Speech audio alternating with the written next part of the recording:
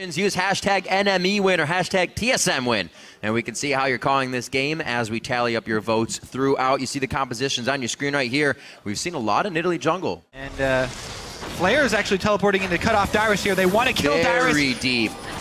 Haven't seen Dyrus get focused like this at the top lane in quite some time. Looks like NME is going to repeat some history here and start that one off to take him down first. A very deep TP off a very deeply placed ward. Yep, wards.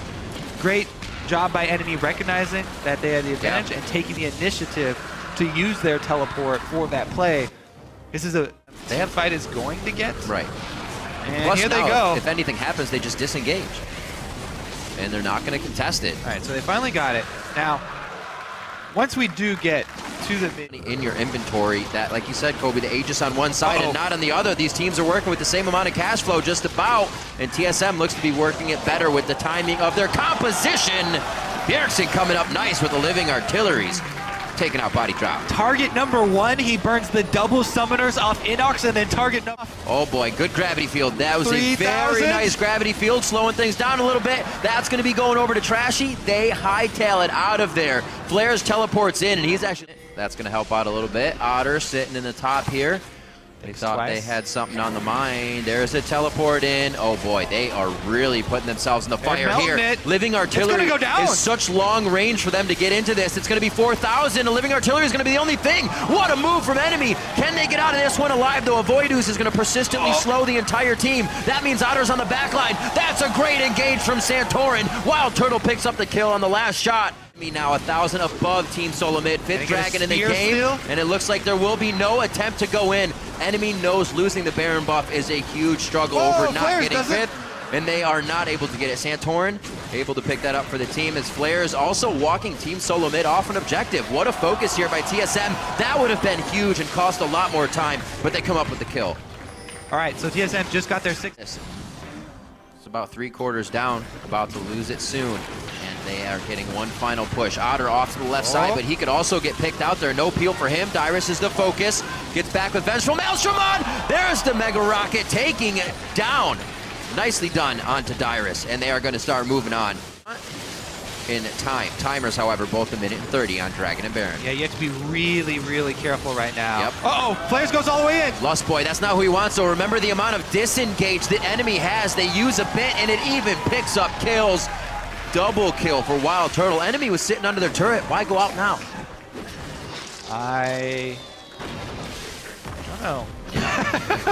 Because it's not going to work out in their favor. TSM should be able to get an inhibitor off of it. Yeah.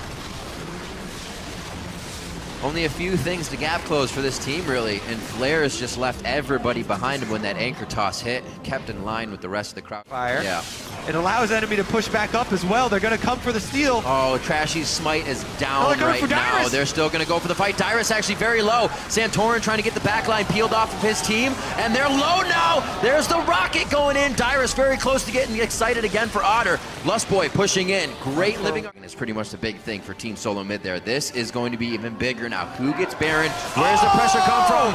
Oh, the no-look laser to the left, but he doesn't even need it as he zeroes out Bjergsen. 55. No, but TSM aren't even considering. No pressure, no pressure. No pressure. They're going to try and backdoor this bottom inhibitor. Instead, that makes no sense. Baron-empowered recalls will make that a non-factor. This push. Great job. Depth charge goes off onto Dyrus. Wow, absolutely shredded down. They cut the tree out.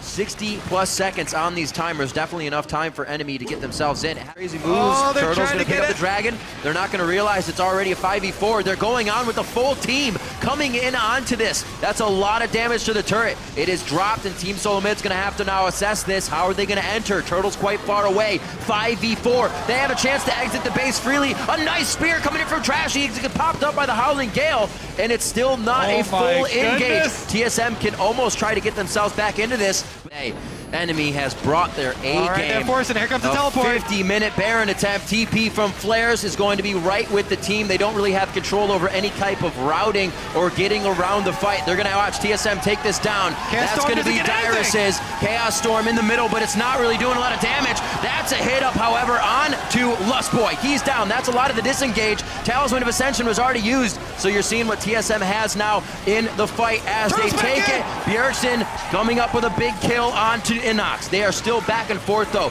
TSM are going to try and reverse sweep the Dragon 5. They've gotten all 4. They've held 4 times against enemies number 5. I will be one salty camper if this game did that.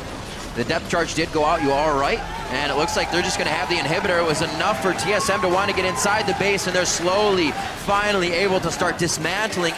Now, 55 minutes into the game. We're getting there, Kobe. What's Flares doing? He's going for Bjergsen. They want to cut him off. He's got no flash, just the ghost to work with. He's over the wall. Can they get him? Oh, the binding misses, but there's enough DPS.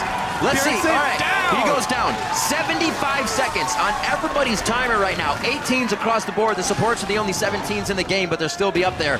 And it looks like TSM's going to have to work around this. They don't lose too much because NME doesn't actually have the waves to go anywhere. So they're going to figure out what to do. Maybe some wards, maybe this inhibitor. Oh, Turtle! Turtle's making it work. He's got it over. They're going to have 3 inhibitors. Okay. Inox is back. Home guards for Inox. He's going to be able to fight Turtle, but will he be able to kill him? Once the laser's down, Turtle practically has no pressure. He goes in on Inox. That's going to be under the turret. Turtle would have wanted to use explosive shot there instead of on the champion, but he's still going hard for it. Now it's NME in the base on the full screen. We're going to see both sides. A great fight in the top by TSM. Turtle and Inox going 1v1, bro, and it's going to be a great fight. The inhibitor goes down along with the Nexus turret. Turtle coming up big in a solo match in the area by himself.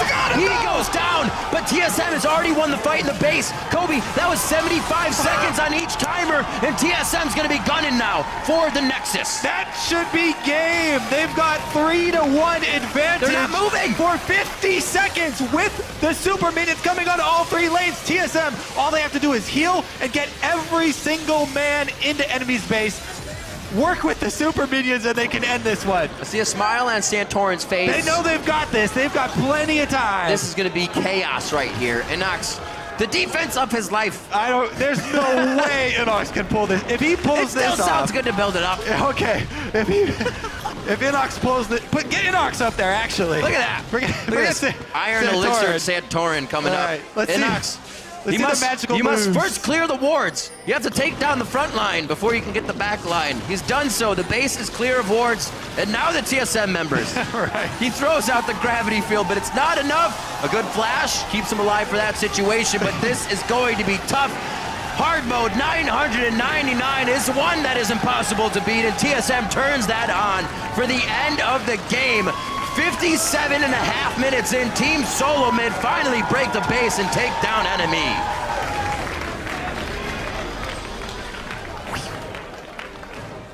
I'm sorry, Riff, there was no 5th dragon. Oh no, my God, there wasn't! We got the most dragons taken without ever getting a 5th dragon. I think Dragon's even salty. Possible.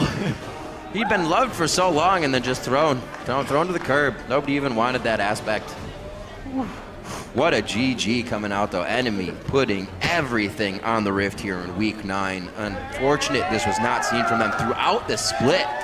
What games we could have had there. A lot of love from the crowd for both teams in that one. The TSM chants helping to rally them through. Now 11-6. Very much what they wanted here coming into Week 9. Whew. Yeah. It's all right. Take that breath. I need to get confirmation that that was the longest game. It was very close. 36 56 was our closest, and I know something trounced that the other day as well. So, whew. Still some smiles on the face of NME, though. Definitely know that they played a good game themselves and came out quite strong. The early game being mirrored so closely, turret for turret. It wasn't even camp for camp either. Teams were taking different camps. TSM had a different start than NME did, but they came just at the same level towards that mid game. The gold lead was the same, and the dragons were enemies, which, it's beyond me how we did not see a 5th dragon. Crazy stuff. Well, okay, so I got confirmation that's the longest game in North America. Right.